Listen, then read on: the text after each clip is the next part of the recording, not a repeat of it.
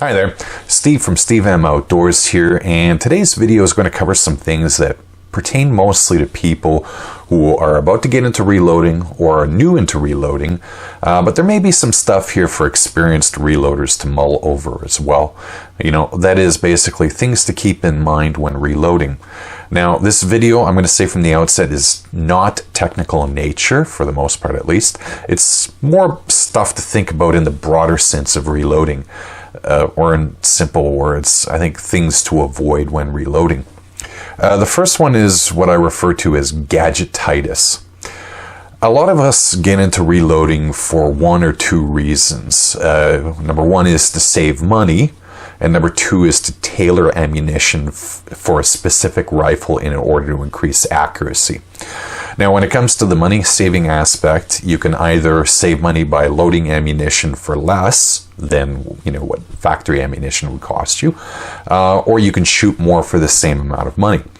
Now, there is a pitfall, however, that most reloaders overlook, and that is the disease of gadgetitis. So let's say, for the sake of argument, that when you get into reloading, you buy an all-in-one kit like the Lee Anniversary Kit for about $150. Now, let's also assume, and I'm using simple numbers here because I don't want to overcomplicate this, that you save about 30 cents per round by reloading, which isn't difficult. Now, to make this simple, we're going to ignore the reoccurring inputs that you're going to require, like primers, powder, bullets, and brass, which will cost you anywhere from less than $1 to several dollars, depending on what you're loading. Now, you can get trustworthy load data from several websites, including Hodgson's, so you save yourself the cost of a reloading manual as well, though you really should buy one. Now, simple math tells you that you will need to reload 500 rounds in order to break even on the initial investment of the loading equipment. Now, in reality, of course, it will take far longer because of those inputs that I mentioned earlier, the gunpowder, the brass, and all that. But again, I'm making this simple in order to illustrate a point.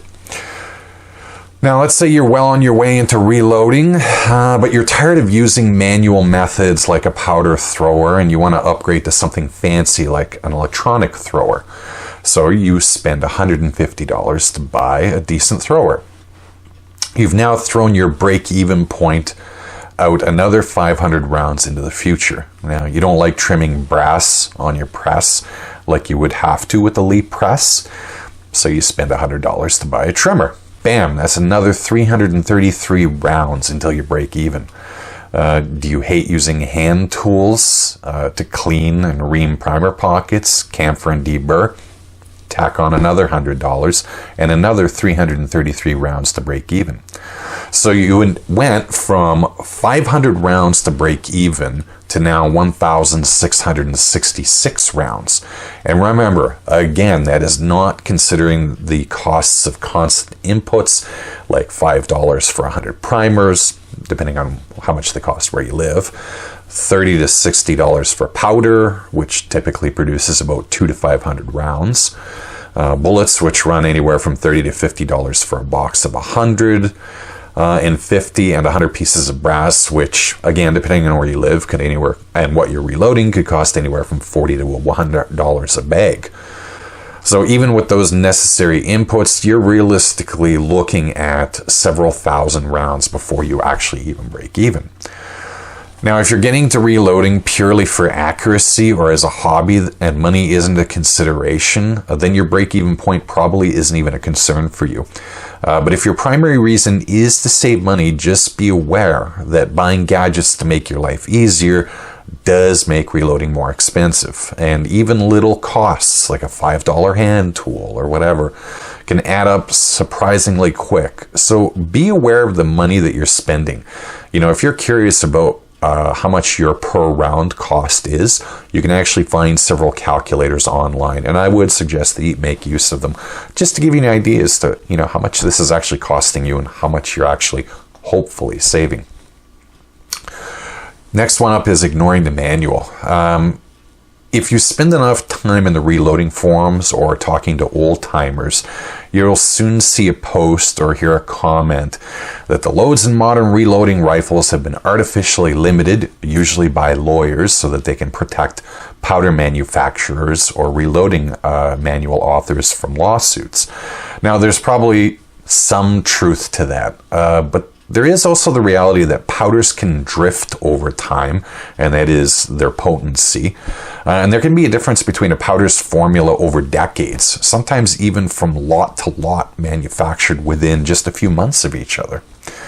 As I'm fond of saying, and this goes for experienced reloaders as well as brand new ones, you don't know what you don't know.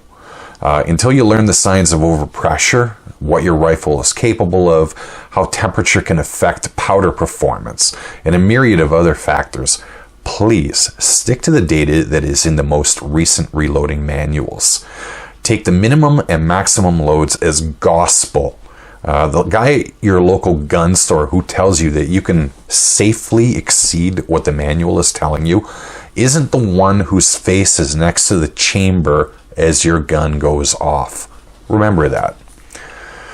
It's not a race. Number 3. Again, spend enough time amongst reloaders and you're eventually going to hear someone bragging about how they pounded out 100 rounds in half an hour. I get it. Everyone's busy, and if you can crank out what you need fairly quickly, especially if it's, for a range trip tomorrow or something, you're doing fine, right? Perhaps. But remember again, you're making little things that go off and produce PSIs in the tens of thousands of pounds per square inch, just an inch or two from your face. Reloading isn't a race, it's a process. It's precision work. It's craftsmanship if you want to be pretentious about it. You can do something well or you can do something quickly, but you can rarely do both. So take your time, measure twice, check the throws of your powder thrower regularly, whether it's electronic or a more manual process. Make sure your primers are seated properly. Make sure that your finished products are within the parameters that your reloading data from those manuals or the websites says they should be. Penny wise, pound poor. As I've said in other videos, reloaders are nature's friends because we recycle as much as we can, including our spent cases. That said, examine your cases before reusing them. And if you see that you have split necks or incipient case head separation, which I've addressed in other videos, chuck them. You got weird bulges, massive dents, chuck them. The temptation for many is believing that they might be able to squeeze out one more use out of that case. Maybe you can. But perhaps you'll have part of a jammed case in your chamber that you're going to have to pound out. And I've had that pleasure. And believe me, it's a pain in the ass. That dodgy case could also fail catastrophically. And you and your rifle are worth more than a case that, costs 10 to 40 or 50 cents. So just get rid of it if you have any doubt. The next one up is not asking questions. There's probably nothing more dangerous when reloading than your pride or your ego. And that often leads to someone refusing or being afraid to ask questions. As I've said before, you don't know what you don't know. Even experienced reloaders will often say that they're constantly reloading. Don't be afraid to ask questions if you reach a point where you don't know what to do. Just stop. Thanks to the web, there are dozens of forums out there where you can post questions, local groups, people at the local gun store who can give you advice. Don't charge ahead with assumptions. Take the time to find out what you should be doing. When it comes to reloading, there's honestly no such thing as a dumb question, even if someone tells you it's a dumb question. Anyway, that's it for this video. I hope you found it informative and entertaining. As always, feel free to give a video a like and share it. Leaving a comment is always appreciated. Did I forget something? Do you have some things that people should be aware of when they're reloading? Feel free to comment below and share your wisdom with newer reloaders. And I also respond to every single message or comment that's left below the YouTube videos. So I do engage. Below, you're also going to find links to my Twitter and Facebook pages. Feel free to check them out and subscribe if you like what you see. At any rate, good luck with the reloading, and may your shots always ring true.